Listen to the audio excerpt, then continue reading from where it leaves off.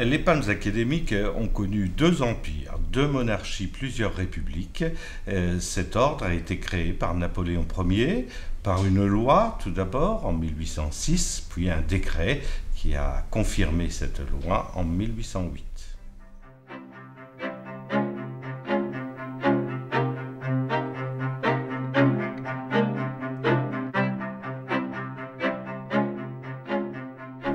Il a été créé pour mettre à l'honneur, à l'époque, les universitaires, l'université, pour mettre à l'honneur tous ceux qui travaillent à l'éducation et s'investissent complètement pour l'éducation. La couleur violette du ruban, c'est la couleur de la sagesse, c'est la couleur de la connaissance, c'est la couleur de l'esprit, de la spiritualité. Et puis une date plus récente avec René Coty, c'est en 1955, qui établit l'organisation de l'ordre telle qu'elle est aujourd'hui.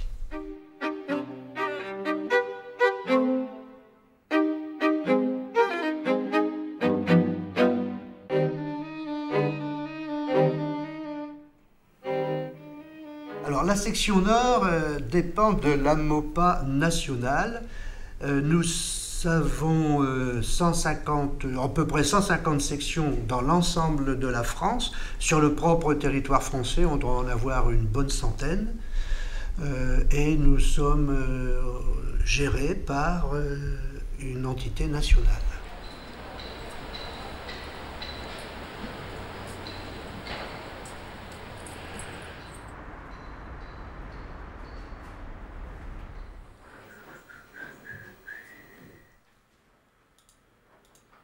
Une association prestigieuse qui est née en 1962 de la volonté de rassembler les personnes qui ont été distinguées dans l'ordre académique.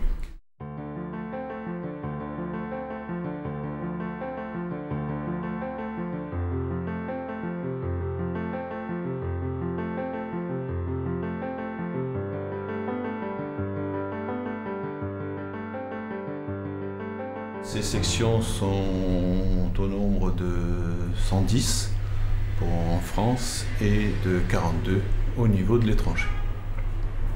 Alors ces sections sont réparties par département. Une section égale un département, sauf Paris qui a plusieurs sections différentes qui regroupent 2-3 arrondissements par section. Il y a AMOPA 12e arrondissement, AMOPA 9e, etc. On a donc divisé le département en 6 secteurs, un secteur par arrondissement. On a donc un secteur, c'est le secteur AMOPA Lille, le secteur AMOPA Avesnes, le secteur AMOPA Douai, le secteur de Cambrai, le secteur d'Hazebrouck-Dunkerque et pour finir le secteur de Valenciennes. L'Assemblée générale est statutairement obligatoire. On y présente le rapport moral, le rapport d'activité et le rapport financier. Et ensuite, on passe aux élections du quart des membres du conseil d'administration de l'AMOPA Nord. Vous aurez les résultats du vote tout à l'heure.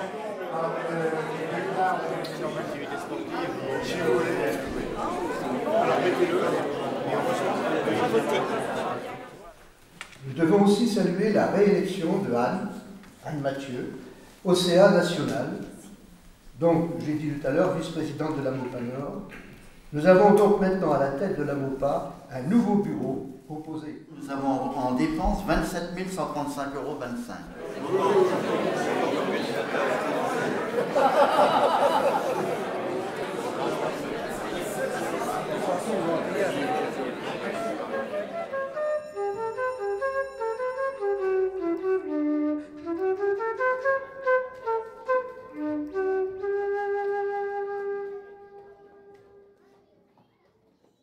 Chaque année, on dépense environ 12 à 15 000 € minimum pour toutes les actions tournées vers la jeunesse.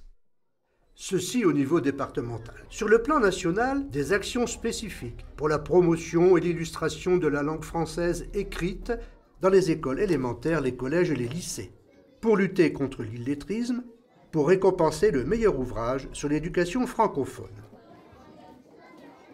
Dans l'enseignement supérieur, des bourses pour des projets innovants nécessitant un financement spécial. Pour le meilleur instrumentaliste à cordes, des voyages pour des étudiants lors de concours d'éloquence. L'Europe n'est pas oubliée avec le concours national de la citoyenneté Nous l'Europe. Pour l'enseignement technique, le prix Vigneault destiné aux élèves imprimeurs, des prix récompensant les meilleures réalisations dans l'industrie et l'artisanat.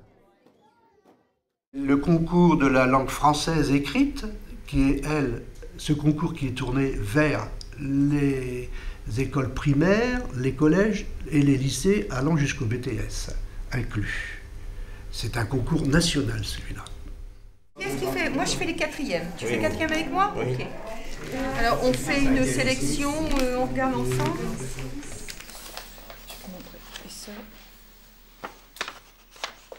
Le concours Défense et illustration de la langue française est destiné à récompenser le talent des jeunes dans le maniement de la langue française. Ce concours existe depuis 1987. Il a été créé au Congrès international de Strasbourg. Vous avez le prix de l'expression française, le prix de la jeune nouvelle, dit prix de Maupassant, le prix de la jeune poésie, dit prix René Char, et le prix de l'éloquence, ainsi que le prix de la réhabilitation d'écriture. Il n'y a pas de fraternité d'assemblée. Dans le secteur nord, nous avons 245 copies cette année, tous niveaux confondus. Nous avons 13 membres du jury, nous allons du professeur agrégé au professeur des écoles, selon bien sûr leur spécialité.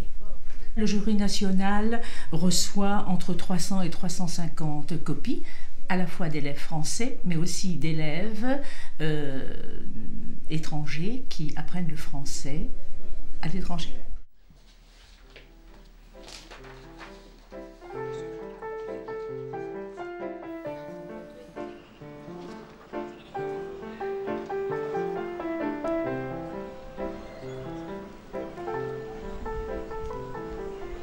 Le titre, le maréchal Ferrand.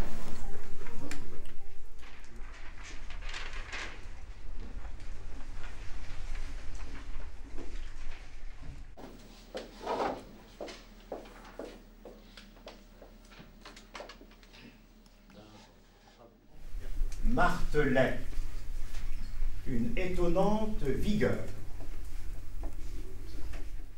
C'est un moment convivial, c'est un moment sérieux aussi, où on réfléchit, on se remémore un certain nombre de choses. Et puis, je crois aussi que bon, y a un peu de nostalgie. La dictée, c'était un des piliers de l'école primaire. Il y a une majorité d'enseignants qui participent à cette activité. Je pense qu'il y a un peu de ça aussi. Le nombre de fautes n'est pas important. En fait, vous avez vu qu'il n'y a pas de concours. On fait de l'autocorrection. Les gens se jugent eux-mêmes et ça, non, on ne tient pas compte de. Mais quand même, chacun essaie d'en faire le moins possible, bien sûr. À Baillé, aux Corneilles.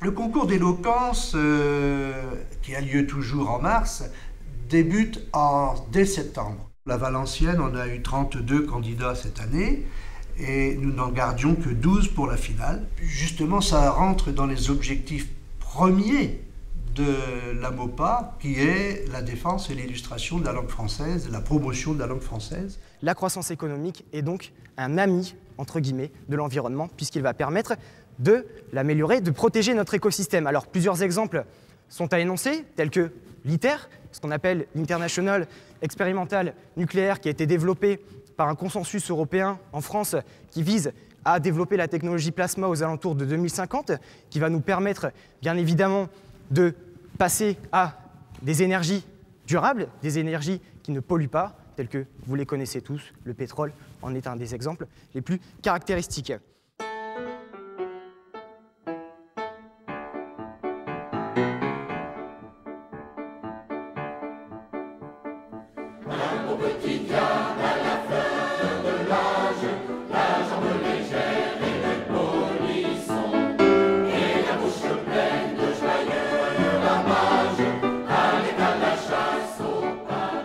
Troisième, Gallian Élodie.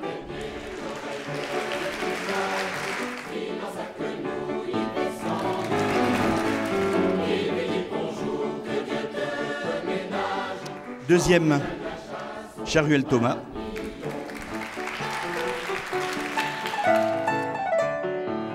Et il reste en lice Thomas Détailleur. On va lui souhaiter un succès au Grand Oral de l'ENA.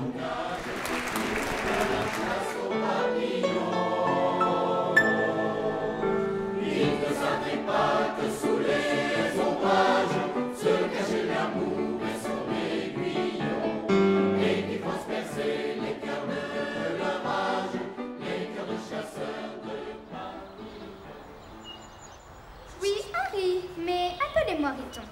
Pourquoi Riton? Parce que c'est drôle. Ha ha ha. Là, Max comprit que l'oxygène faisait déjà son effet. Géométrie. De droite parallèle depuis longtemps s'aimer. Nous touchait, disait-elle. Le pourrons-nous jamais? Messieurs les géomètres nous parlent d'infini. C'est bien beau de promettre, mais tant de kilomètres, ça donne le tournis. Ce concours est organisé par circonscription. Dans les écoles, les enfants apprennent des poésies. Les meilleurs sont sélectionnés et viennent réciter dans une école qui a été choisie. Cette année, c'était à Hasbrook. À ce mot, le corbeau ne se sent pas de joie. Et pour montrer sa belle voix, il ouvre un large bec, laisse tomber sa proie. Les meilleurs iront ensuite à une finale qui aura lieu au mois de mai.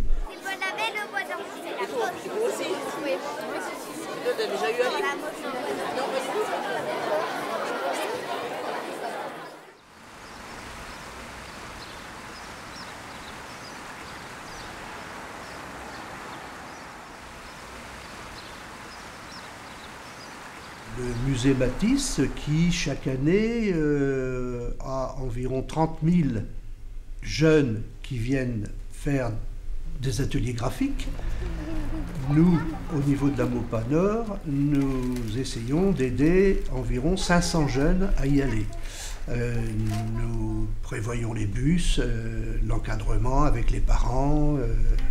Donc, tous les ans, 500, nous réglons 500 participations financières. Le musée du Cateau, il faut le dire, le musée Matisse nous aide énormément. Alors, le tigre, la panthère et le lion, on les met où au cirque? Dans une cage. Et celui-ci, il ressemble à quoi? À un clown, avec sa grande savate, son écouron. Est-ce qu'on le voit de face comme moi? Non, on le voit de côté, on le voit de profil. Nous travaillons toujours avec des écoles primaires, des écoles maternelles qui sont volontaires ou qui entendent parler de notre action, qui nous demandent de participer. Comment? Nous ne sommes pas concernés que les écoles du Cateau, sont concernées également d'autres écoles, disons du Cambrésis en général. Vous avez vu? C'est rigolo ça, hein? Oui. On retrouve le lion qui est en jaune, et là le lion qui est en bleu. Bon, quand on ouvre la page, eh bien ça nous permet de découvrir un musée parmi tous les musées du Nord, et aussi d'enrichir leur capacité culturelle, de voir, de rencontrer l'art, les artistes. De peinture, parce que dans la classe, le tableau, est-ce qu'il est peint? Alors nous remercions énormément la MOPA qui nous a aidés à participer à de nombreux ateliers dans le musée. Grâce à eux, nous avons pu découvrir les artistes, Monsieur Matisse, Monsieur Herbin, et nous remercions financièrement la MOPA qui nous a aidés énormément pour pouvoir faire tous ces ateliers. Oui, c'était son prénom et Matisse, c'était son nom de famille. Est-ce que tu veux un petit peu ouvrir tes oreilles? Oui.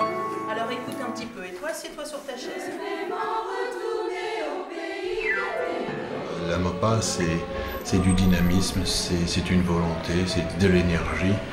Et c'est des hommes qui ont décidé de s'engager véritablement dans le domaine de la société.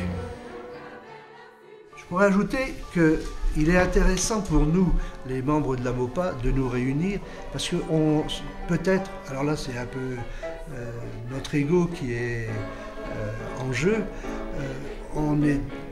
La plupart de nous sommes des retraités, mais des retraités actifs. Et on a peut-être peur également de lâcher le monde actif. Et cela nous fait du bien de nous réunir, d'apporter notre expérience auprès des enseignants, d'apporter notre pierre à la construction de l'édifice qui est la jeunesse future, qui deviendra, j'espère, par la suite, de bons bâtiments bien costauds, bien solides. L'éducation nationale tient beaucoup à un travail de proximité avec la MOPA, un travail tout en profondeur, parce que c'est avec la MOPA qu'on fait briller l'excellence de l'école, l'excellence des résultats de nos élèves.